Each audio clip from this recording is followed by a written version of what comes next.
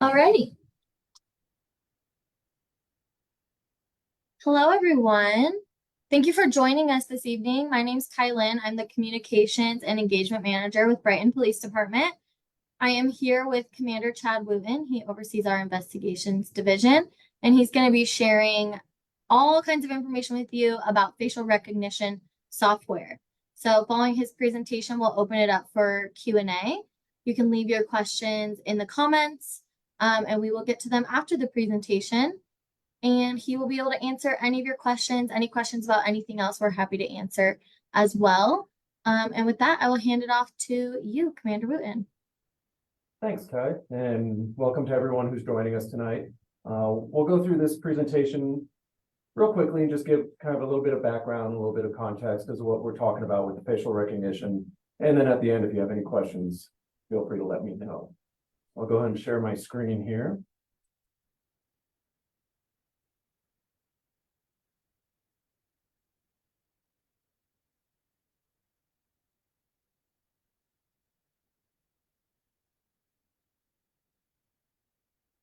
All right, so this is the same presentation that I gave to our city council back on December 12th, 2023, when we started this project. A little bit of background on the facial recognition software. So in 2022, the Colorado legislature passed a legislation that limited some of the use of facial recognition and put some safeguards in place for police departments in the state of Colorado to use the software. In about 2018, 2019, police departments throughout the state, including the Brighton Police Department, were able to use facial recognition software and used it successfully to help to identify suspects in crimes. The Brighton Police Department is part of the Colorado Information Sharing Consortium. That consists of about 88 member agencies throughout Colorado that contribute to this database. LexisNexis and Lumen is the software that we utilize to share information between departments. And the Naval Criminal Investigation Service LINKS program also allows us to do that on a nationwide basis. So members that contribute to this consortium are able to share information back and forth through each other, and that's how we utilize this service. So Senate Bill 22-113 created Colorado Revised Statutes 2418-301 through 309, which established those guidelines that I had spoken about earlier. So some of the highlights of this legislation prior to utilizing facial recognition software is any department has to provide notice of intent to their governing body. We also have to post an accountability report to our website, which is currently posted on the Brighton Police Department website. And this just gives a complete rundown of what it is, how we plan to use it, how it can benefit our community, and some of the other particulars included in there. We have to provide for public review and comment. That's part of what we're doing here tonight.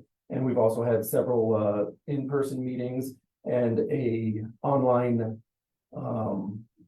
comment section that can be posted to.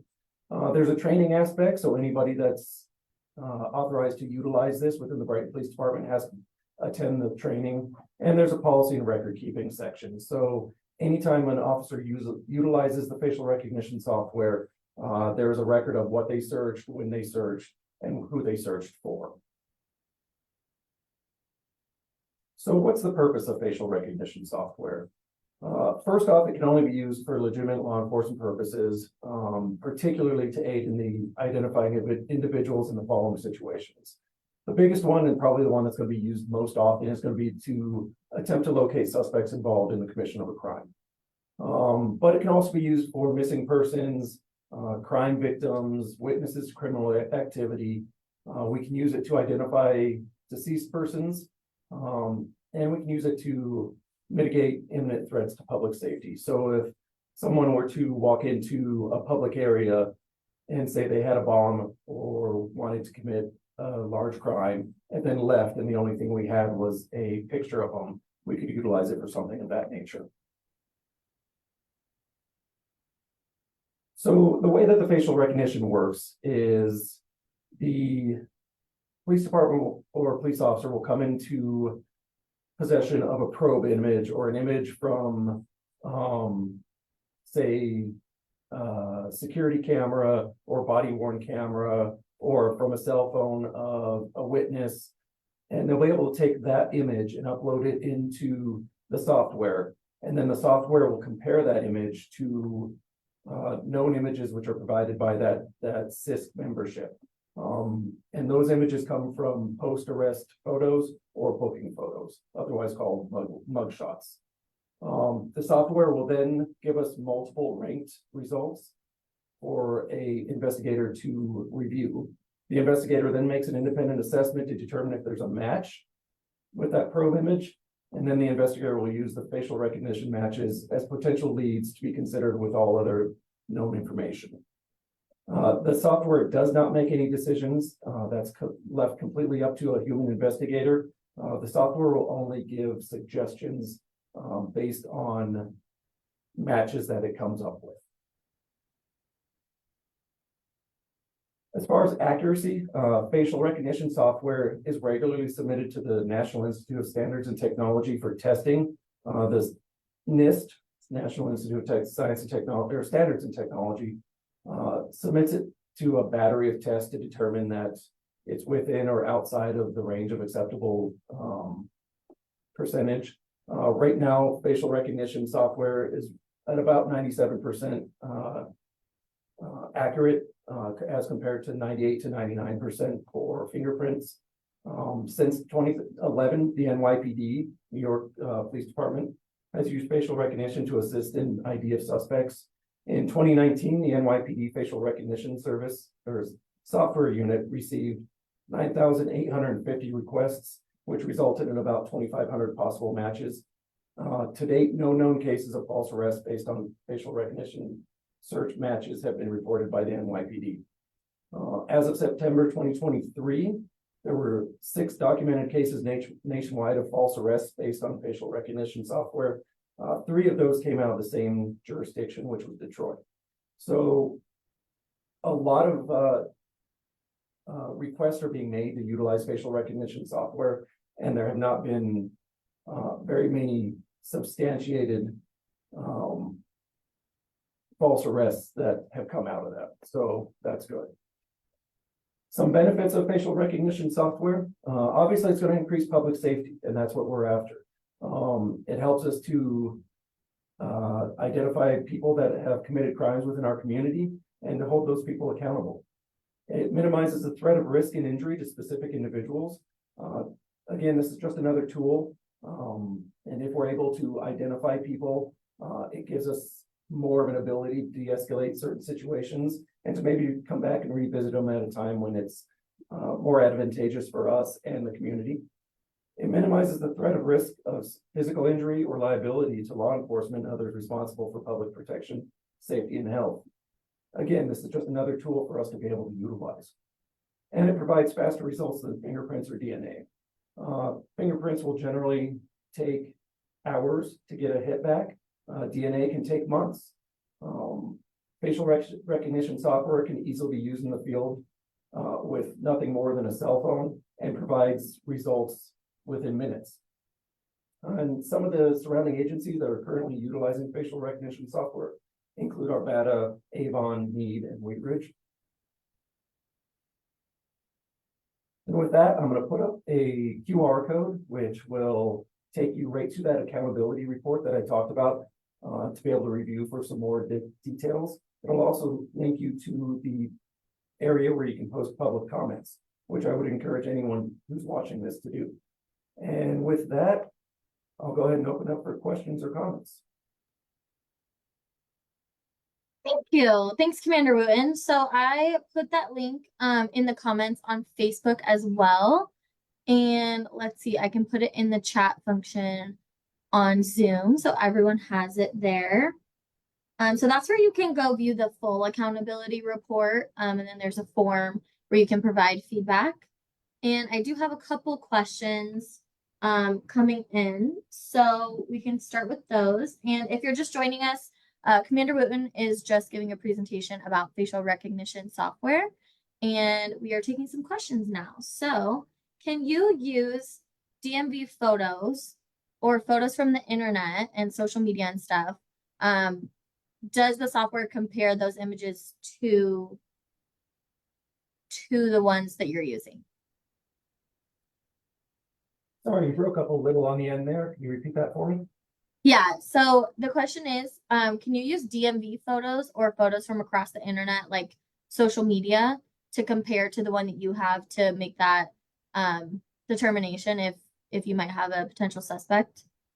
Sure. So the photos have to be received and vetted by a police officer to determine where they came from, if they are a legitimate photo, before they can be utilized and uploaded into the software to be checked against that database. Currently, that database only searches the mugshot photos of participating agencies in that CISC membership. Thank you. All right, and the next one is, does this software identify the exact match? The software itself does not make any determinations or matches. It simply compares a photo to other photos and then gives suggestions based on the percentage that it thinks that this person is a match. Generally speaking, it'll be about 6 photos that it will produce. And then the investigator has to compare those photos physically with the photo that they already have, and then with the other evidence that they currently have. So it really is only a tool. An arrest couldn't be made on a match alone. Okay, so do detectives use that along with a variety of other things and information to make their final identification? That's exactly how they would use it. So they would Okay. take that photo and any possible match and then compare it to any other information that they already have. It would be just part of the case file. And so there would be other things that would have to go into determining whether this was the person or not. Okay, great. Thank you. Let's see. Looks like we're not getting that many more. And if anyone is tuning in, you can ask questions really about anything, anything police related that you want to know. You have us here right now. And then if you happen to be watching this later, we can always answer your questions, respond back to you in the comments if you watch this later and something comes up. And we will get those answered for you, but we'll give it a couple more minutes.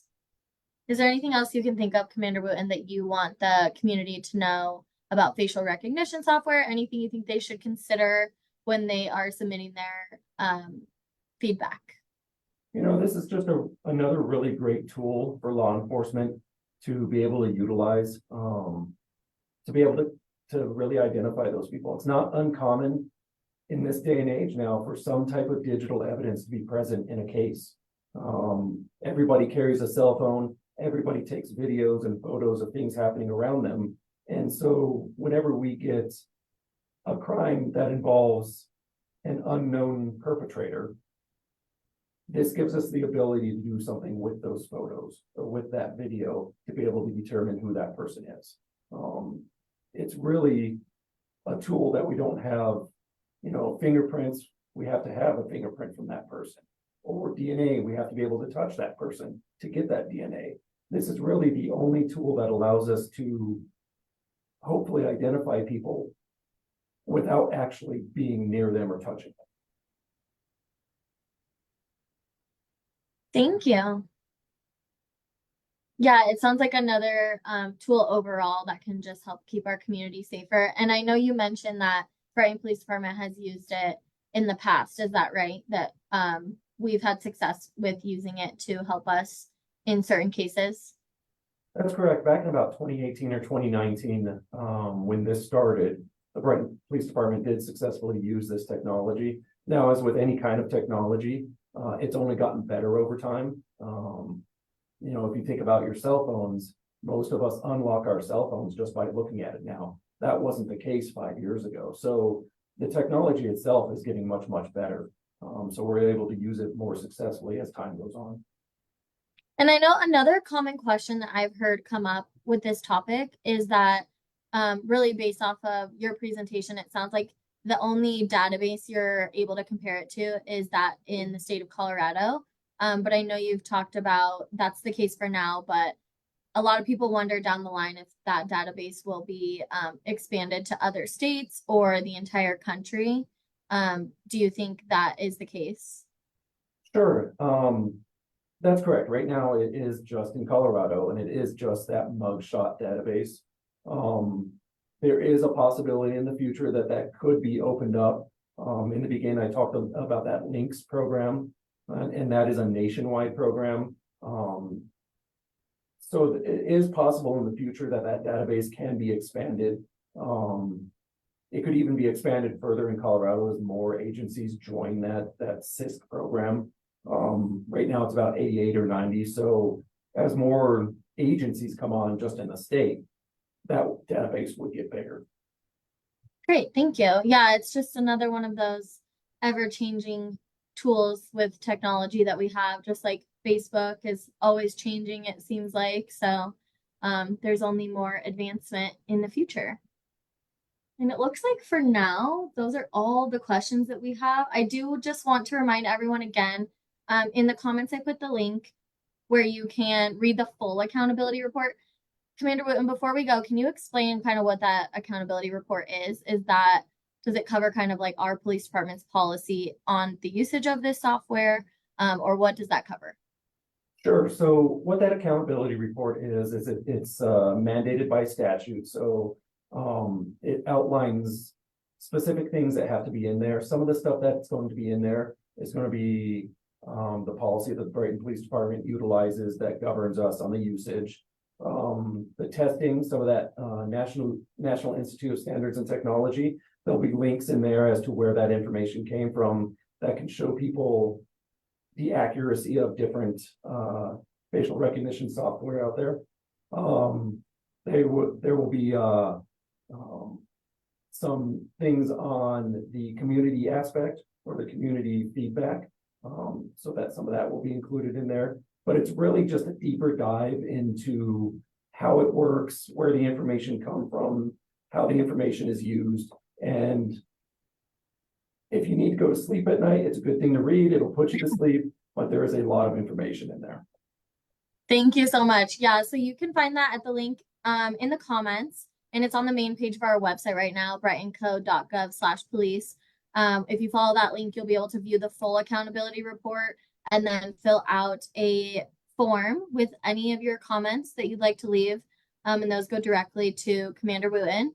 But as always, if you have any questions that come up later, reach out to us on social media. We're not just on Facebook, but we're on Instagram, X, Nextdoor. That's me. If you message me, I will be happy to answer your questions there. And then I think that's it for my final reminder. I think that's all for now. Do you have anything else you want to add before we go? I don't. I just want to encourage everybody to, if you've got a comment or a thought or a question, please reach out to us. We do read all those and we do take those into account. So please follow that QR code that I had posted earlier. Give me a call. Give my email is on the website. I'd be happy to answer any questions. So, but thank you. Yeah, thank you. Yeah, I think it's just another way for us to continue to be transparent and communicate with our community, so you all know what we're up to, what's going on over here at Brighton Police Department. And there's a lot of ways to reach us, so don't hesitate to reach out. Like Commander Wooten said, all of our emails are on the website as well, and you can reach us on social media. So we hope you'll reach out with any further questions, and we hope you all have a great night.